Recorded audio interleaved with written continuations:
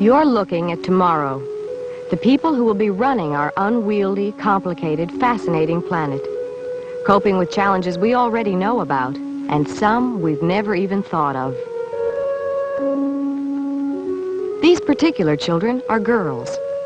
Will their lives be different from their mothers' lives? The role of women everywhere is beginning to change. Will these girls be prepared to change it for the better? These are girls growing up with differing expectations, different religions, in different cultures. Africa, Northern Europe, South America, India. What do they have in common? Along with girls from almost 100 different countries, they are members of the same youth organization, Girl Guides and Girl Scouts. The question might be, why? What is there about this movement that attracts girls from such astonishingly different backgrounds? And what is the place of an organization for girls in the world today? Delegates to the World Conference of Girl Guides and Girl Scouts gather periodically to ponder such questions and to agree to agree. Espagne, oui. La Tanzanie, oui. Thailand, oui. Delegates come from every part of the world, each place with its own values, attitudes, each with vastly different resources, different backgrounds, different beliefs. And each part of the world has its own ideas about the role of women and of girls. What do these women, then, find to agree on? How to explain that? As new member countries join the World Association of Girl Guides and Girl Scouts, what is it they have agreed to? They agree that the Girl Guide, Girl Scout movement, wherever it may be, is dedicated to helping girls develop their potential. The movement is non-religious, non-political, yet they're convinced that it promotes spiritual values and educates young people for active citizenship. They say it's a sisterhood, crossing barriers of race, creed, prejudice, that it can make a difference in the kind of women our children will become. What makes them think so?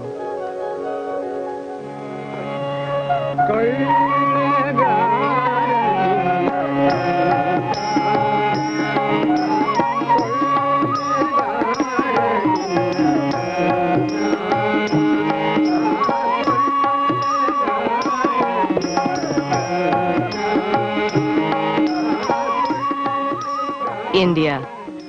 For many of its almost 700 million people, life has hardly changed over the centuries. Still, today, along with the ancient ways, the poverty, the overpopulation, a groundswell of change is beginning to be felt. Among the things that are beginning to change is the status of women. There's an old Hindu saying, a woman is made to obey at every stage of her existence. How do the Guides of India see their role? We're in Mangalore, about 500 miles south of Bombay, at the edge of the Arabian Sea.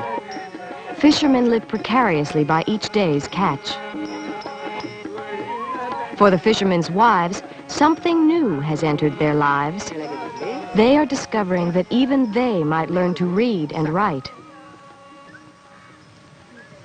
ನಿಮ್ಮ ಹೆಸರೇನು? ಹೂವಮ್ಮ. ಹೂವಮ್ಮ. ನಿಮಗೆ ಬರೆಯಕ್ಕೆ ಬರುತ್ತಾ? ಬರೋದಿಲ್ಲ. ಪೂಜಿ. ನಾನು ನಿಮ್ಗೆ ಇವಾಗ ಬರೆಯಕ ಹೂವಮ್ಮ ಅಂತ ಹೆಸರು ಹೇಳ್ಕೊಡ್ತೇನೆ. ನೀವು ಇವಾಗ ಇಲ್ಲಿ ಬೋರ್ಡಲ್ಲಿ ಬರೀರಿ. ನಾನು ಹೇಗೆ ಬರೀತೀನೋ ಹಾಗೇ ನೀವು ಬರಿಬೇಕು. ಆಗುತ್ತಾ ನಿಮ್ಗೆ? ಸ್ವಲ್ಪ ತಳಗಡೆ. The writing they're learning for the first time is Sanskrit, one of the oldest living alphabets in the world. The guides doing the teaching come from small villages themselves. This is part of their training by the Indian Girl Guide Association, to go back to their homes and help women improve their condition. So along with the reading and writing, they teach the principles of guiding as well. And for the women, it's a beginning, an opening to the world they've never known. This is the Muslim section of the city. The people are urged to bring their babies for immunization. The immunization children everywhere require against diphtheria, whooping cough, tetanus. Service rangers join the doctors.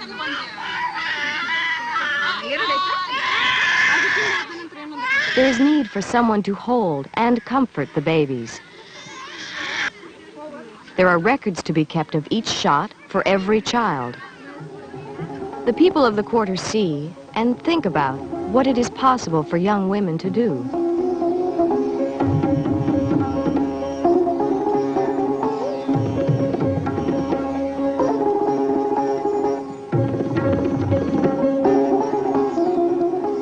From the time they join the guide movement, girls are taught to look for ways to help others. These others are called harijans.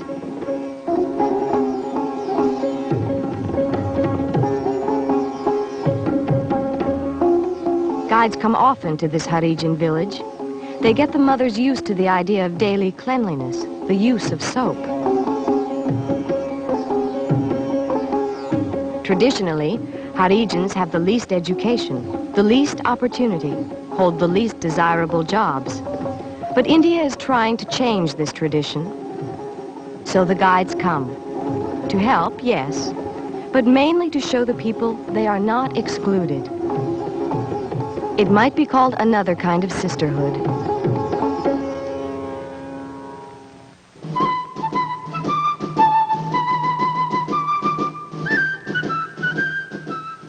The opposite end of the world, in almost every sense. This is Finnish Lapland, 200 miles north of the Arctic Circle. And yes, there are girl guides here, too. This little group has chosen to hike across the wilderness, far from roads and towns and people, on their own for the better part of a week. Guiding is different here, different as the country itself is different. Finland is a small country, less than 5 million people. Poised somewhat uneasily between the east, Russia is a next-door neighbor, and the west, Finland is almost fiercely patriotic. It is industrialized, prosperous, and by most definitions, a welfare state. The state takes care of the sick, the old. The state sees to housing and to education. There is little need or desire for volunteer service to others.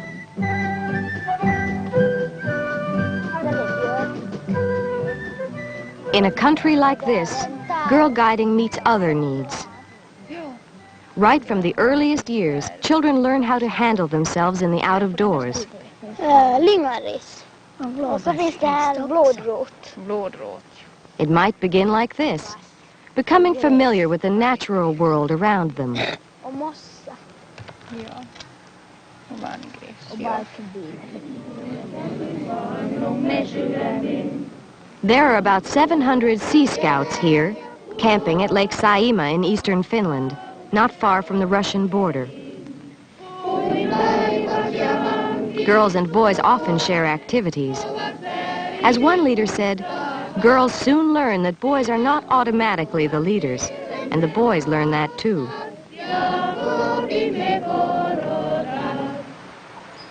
Finland is a watery land where it's almost a matter of life and death to learn seamanship early. Nyt se kääntyy näin. Ja toinen kääntyy näin. Siis tuuli menee niin kuin tämän suuntaisesti. Eli se ei ota millään muulla vastaan tuulta kuin tällä. Sea Scouts must know how to row and swim. They must know first aid. Beginners are taught the rudiments of sailing. Finns consider this experience a kind of education for life, because it demands self-reliance, discipline. As they gain experience, they learn to cope with tricky winds and currents, making decisions, gaining confidence in themselves. Skilled sailors are made, not born. You know your job, work as a member of a team, take on responsibility for others, as this 12-year-old girl is learning.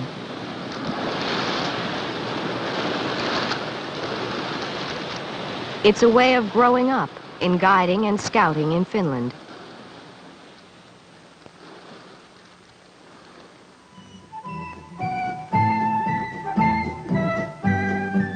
It's the same lesson our hikers in Lapland are learning. Their challenge? To hike 100 kilometers, 60 miles, by compass and map. Tuoma, the assistant leader, Anna, the group leader, both in their early 20s. Meku, 16 years old, and Ripa, 14. They've all had a lot of training. They've all volunteered for this trek.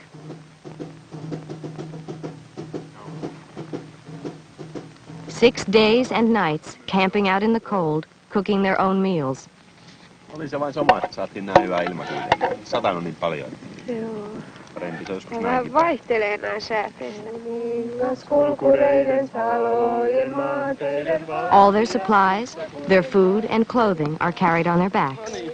The rucksacks are about half the weight of the hiker. An adventure, yes. But to them it's more than that. There's a special Finnish word for what they're really about. The word is sisu, and they describe it as going through the gray rock. You do the impossible. Can I find the strength to fulfill the task that seems too big for me? Can I climb the mountain that seems too high?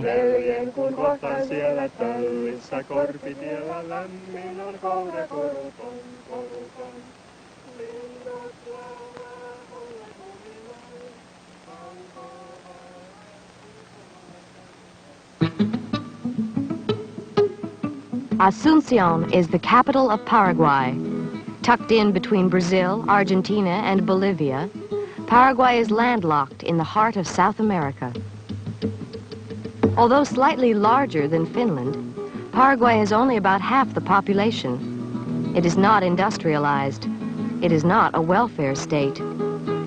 And although legally everyone is equal, in this society the men are more equal than the women.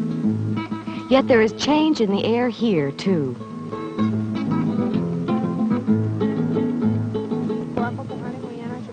Meet Sister Limpia, Sister Clean as the children call her.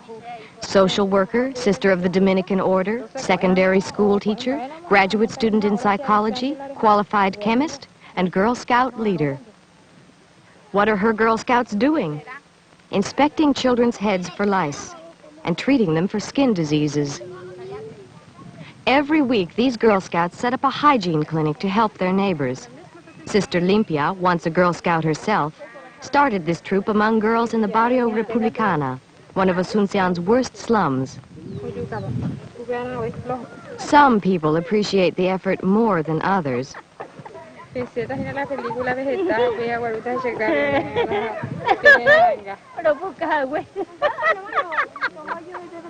Girl Scouts themselves are used to living with the poor and the dirty, and they accept it. But as a way of life, they intend to change. Most of the Girl Scouts in Paraguay are from poor or working-class families. They're used to helping each other. But it doesn't just happen. It takes training. Like these girls learning how to help the blind.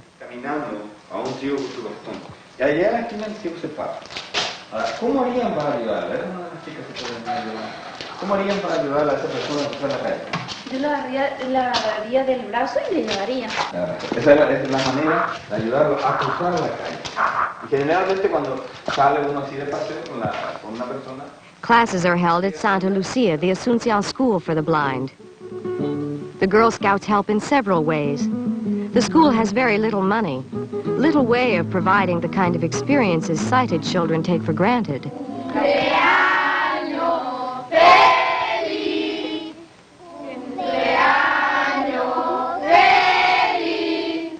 A birthday remembered becomes very special for children like these, living far from home and family.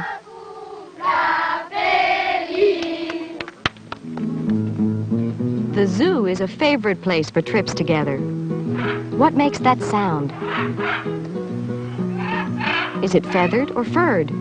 What size? What color is it? The Girl Scouts provide the answers.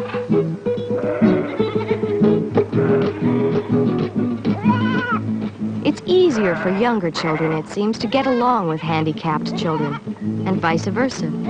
Easy to be friends, to trust one another. Out in the village of San Lorenzo, Girl Scouts are taught about another kind of disabled child. They are instructed in methods of teaching deaf children speech. The Institute for the Deaf and Dumb had limited resources for working with their pupils. The local Girl Scout troop decided to adopt them. Again, it's been found that the afflicted child has more trust in a teacher her own age than in an adult. ¿Cómo se llama este? Ojo. Este. Is the program successful? By the time they reach secondary school, they can talk fluently with others. The program caught the attention of the government, and recently the Ministry of Health and Education awarded the school permanent funding. But who is to say where success really lies? With the handicapped? Or with the girls who have reached out to them? ¿Qué grado haces?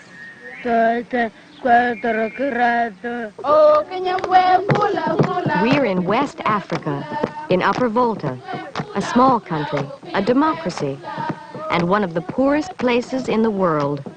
There are few roads, few doctors, few schools. The people keep a little livestock and scrape a bare living out of the dry land. In Upper Volta, almost all of the people live in rural areas like this. About 6 million people, speaking 50 different languages. The lives of most women are confined to hard work in the home and in the fields. What meaning can girl guiding have here? Ground nuts are sown after the third rain. These guides have their own common field.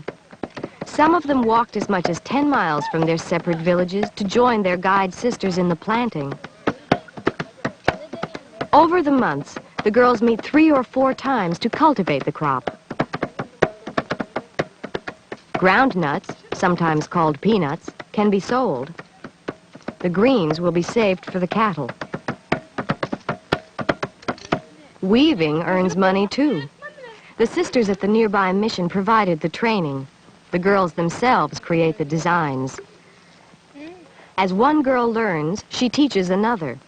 Once learned, it's a skill they can use at home, adding much needed income for their families all through their lives. Still, parents don't always want their daughters to be guides.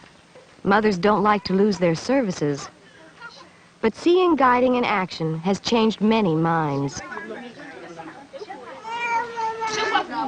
For instance, in order to become full-fledged guides, the girls must learn first aid under a qualified trainer. Children everywhere get scrapes and cuts, but who is there in the village to take care of them? Where doctors and hospitals are almost unknown, the practice of first aid takes on an unusual importance. Those who can heal gain stature in the village and in their families.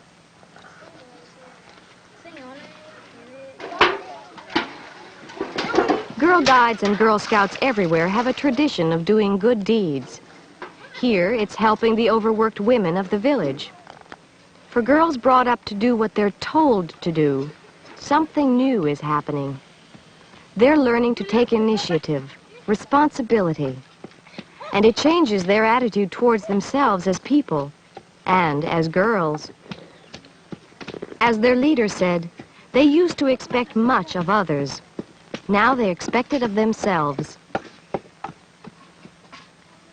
So the harvest they gather is sweet. They've accomplished something worthwhile on their own.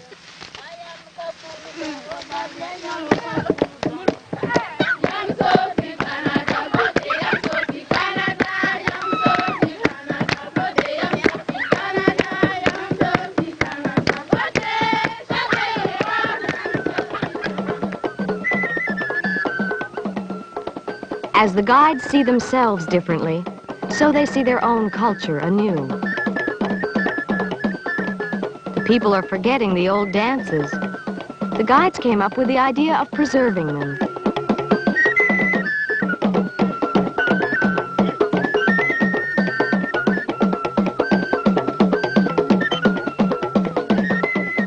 Girls aren't encouraged to think, where they don't even go to school. Coming up with an idea is a new idea in itself.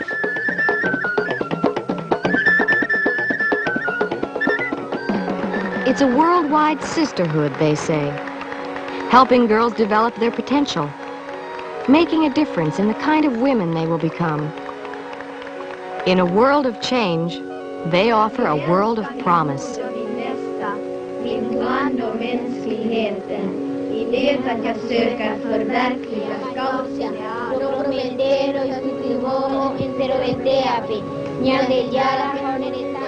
Ati, apa jana? Sabashne Övre Volta gidwenya. On my honor, I promise that I will do my best to do my duty to God and my country, to help other people at all times and to obey the guidelines. And I welcome you in this great sisterhood of guides.